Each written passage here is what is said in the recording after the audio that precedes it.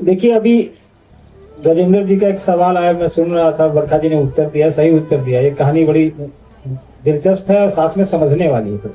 जो इन्होंने बताई है आपको कि सात समंदर पार तोता को पहुंचा दिया गया। इन सब चीजों से हम लोग को समझने की जरूरत है। ऐसी कई कहानियां प्रचलित हैं हमारे आपके जीवन में।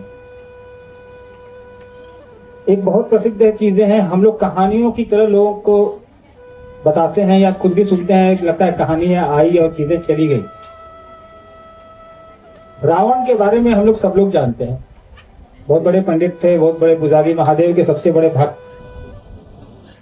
तो हमको आपको क्या लगता है, रावण की कहानियां हम लोगों ने सुनी है, प्रचलित है पूरी दुनिया में, सभी लोग जानते। रावण से बड़ा कोई महादेव का भक्त नहीं हुआ आज तक के इतिहास में, तो नहीं हो।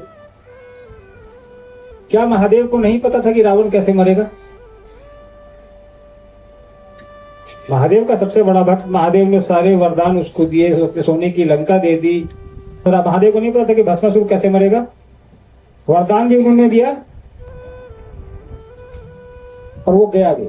किस बात से समझने की जरूरत है कि महादेव की बनाई व्यवस्था में महादेव ने भेजा है तो ले जाने की व्यवस्था भी उसी ने की है, भले कली का जो भी हो जाए। भगवान बुद्ध जब प्रचार में निकलते थे अपने, तो एक गांव में गए एक बार। एक छोटा 9 साल का बच्चा था, उस गांव में गया तो वो बच्चा मरा हुआ था, तो उसके घर वाले रो रहे। 9 साल का छोटा बच्चा। ये सच्ची घटना है, बुद्ध की पुस्तक में पढ़िएगा। तो प्रचार में निकले अपना, बुद्धिज्म के प्रचार में, तो उस गांव में जो पहुंचे देखे लोग रो रहे हैं, बच्चा एक पड़ा है। तो गांव वालों ने कहा कि हम लोगों ने आपके कहने पर बुद्ध आपके अनुयायी बने, देखिए हमारा 9 साल का बेटा मर गया, आप इसको जीवित कर दीजिए, नहीं तो हम लोग बुद्ध यानी आपके उपदेश को मानना छोड़ दो।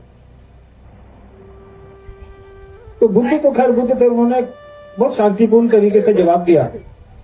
बोला कि पूरी दुनिया में घूम लो, एक भी घर ऐसा उठा के ले आना जहां कोई मरा नहीं, तो इस बच्चे को मैं जीवित कर दूंगा। स्वाभाविक ऐसा होना ही नहीं था, दुनिया में कोई ऐसा घर नहीं जहां किसी की मृत्यु नहीं हुई हो। तो मृत्यु तो जीवन में आए हैं, तो आज हमारी बारी, कल आपकी बारी, मौत से किसकी यारी, बहुत फेमस कविता है, लाइन है।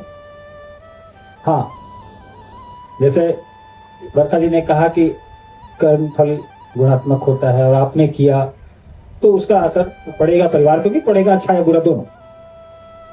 ठीक उसी तरह सामान्य जीवन में, सांसारिकता में, मान लीजिए आपका बेटा IAS हो गया, तो IAS की सारी सुविधाएं तो उसी को मिलेंगी। भले आपका बेटा है इसलिए आप उसकी सुविधाओं में हिस्सेदार हो सकते हैं, आप IAS नहीं हो सकते। आप IAS नहीं हो सकते, आपको गॉड ऑफ ऑनर नहीं मिलेगा। आपके लिए SP खड़ा होकर आपको सैल्यूट नहीं करेगा, वो आपके बेटा को ही करेगा। तो महादेव के चेला हम है, तो हमको जो सुविधा मिलेगी, मेरे दोस्त को ही हमको वो सुविधा नहीं मिलेगी। उसके लिए तो चेला उसको भी करना पड़ेगा। हाँ, उसका लाभ मिल जाएगा।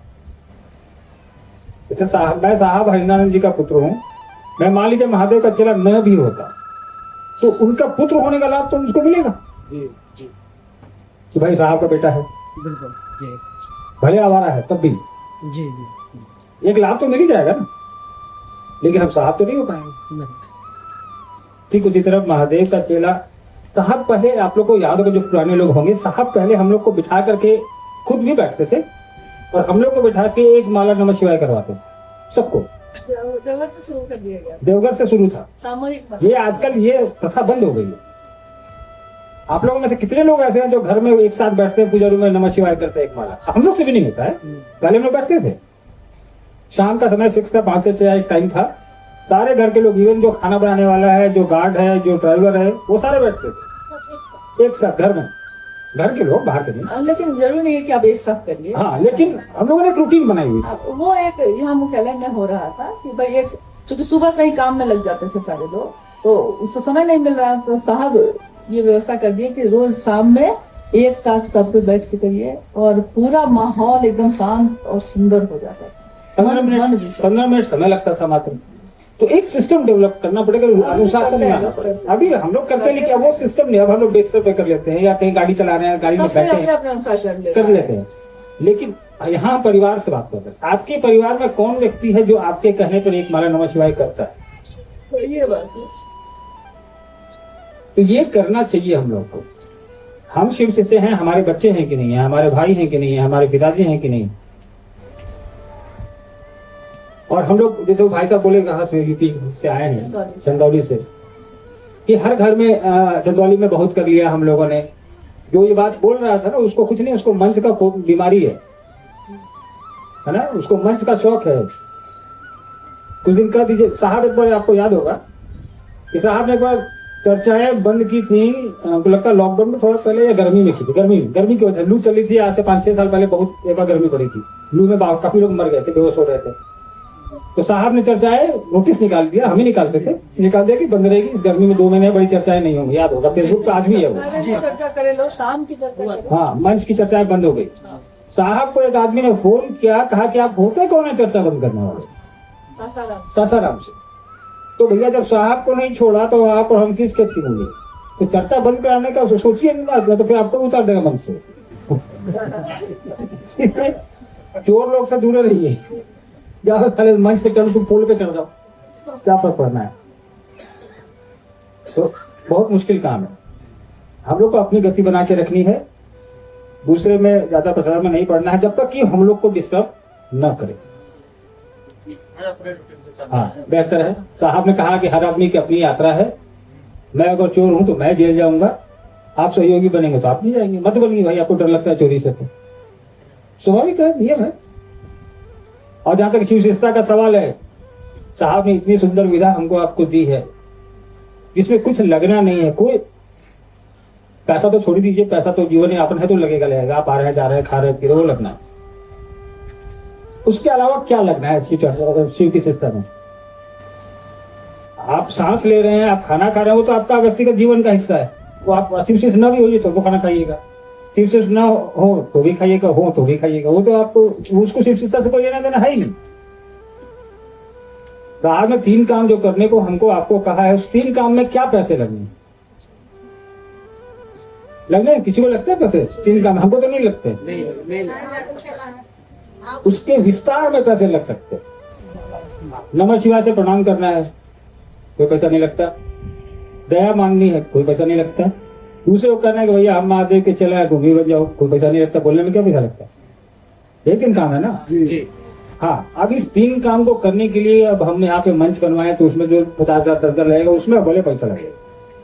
ये माइक है, माइक खरीदिएगा तो उसमें पैसा लगेगा। फिर बात करना है 500 आदमी से, मुंह से नहीं कर सकते, माइक से करना पड़ेगा। तो शिव चर्चा की व्यवस्था में भले खर्च हो जाए, शिव चर्चा में कोई खर्च नहीं। तो हम लोग को जरूरी नहीं है कि मंच से ही शिव चर्चाएं में, साहब ने जब शिव चर्चाएं शुरू की थी तो मैंने खुद देखा है कि एक आदमी से साहब घंटों बैठते थे, सोफा पे बैठ के बात किया करते, एक आदमी से बात करके यहाँ तक पहुंचा है ना। बड़े कार्यक्रम तो शुरू हुए, हमको लगता है 2000 के बाद बड़े कार्यक्रम शुरू हुए, उसके पहले बड़े कार्यक्रम कहाँ होते थे? और उससे भी बड़े कार्यक्रम शुरू हुए जब साहब रिटायर हुए, तब और बड़े हुए। उसके पहले तो होते नहीं थे, छोटे छोटे। तो जहां जैसी आवश्यकता है वैसा वहां करना है। अगर आवश्यकता नहीं हो तो आयोजन बड़े बिल्कुल ही नहीं होने चाहिए। अनावश्यक खर्च है, अनावश्यक परेशानी है। लाखों लोग आ जाते हैं, जितनी देर कार्यक्रम चलता रहता है लोगों को देखने में लगता है कि हम लोग भैया बरखा दीदी गए, 5 लाख आदमी आया। अरे भैया 5 लाख देख के हम लोग का हलक सूखा रहता है कि एक आदमी का भी पैर न टूट जाए, किसी को कुछ हो ना जाए। हमारे रिश्तेदारी में चर्चा हुआ था और सोहर गा करके जो है 8,000 इनाम करा, भजन ढोलक वाले 200-250 भीड़ जुटा करके भजन गा करके कम से कम 7-8 हजार इनाम देखिए, भजन गा के अगर किसी को पैसे मिलते हैं तो मैं उसको बहुत बुरा नहीं मानता। कम से कम कुछ गा के पैसा मांग रहा है, ठग नहीं रहा है। गा रहा भजन गा रहा, आप खुशी से दे दे रहे, उसका पैसा है वो। शिव शिष्यों का तो पैसा नहीं है ना। हाँ, किसी का पैसा हो सकता है। कोई चर्चा करने के लिए पैसा मांग रहा है तो ठग रहा। फिर आपको शिव के नाम पे, जैसे चर्चा के नाम पे जाना और उसके बाद गाना, इनाम उतारना, वही बात हम कह रहे हैं कि ये गलत है। ये गलत है। किसी का गीत संगीत पैसा हो सकता है ना, तो वो तो पैसा है उसका, तो ऑर्केस्ट्रा करेगा, भजन गाएगा, गीत गाएगा। हम ही लोग यहाँ बुलाते हैं ना भजन गाने, इंस्ट्रूमेंट बजाने वालों से पैसा देते हैं। ये चर्चा के मंच से चर्चा समाप्त हो माने हुआ, इसके बाद तो बधैया जाके पैसा मांगता है, कुछ करता है। ये सब ये गलत है, ये गलत है, ये अपराध है, ये अपराध है। गुरु मंच का करे अपना। हाँ, आप अपने घर में करिए। शिव चर्चा के मन से इस तरह की हरकतें नहीं होंगी।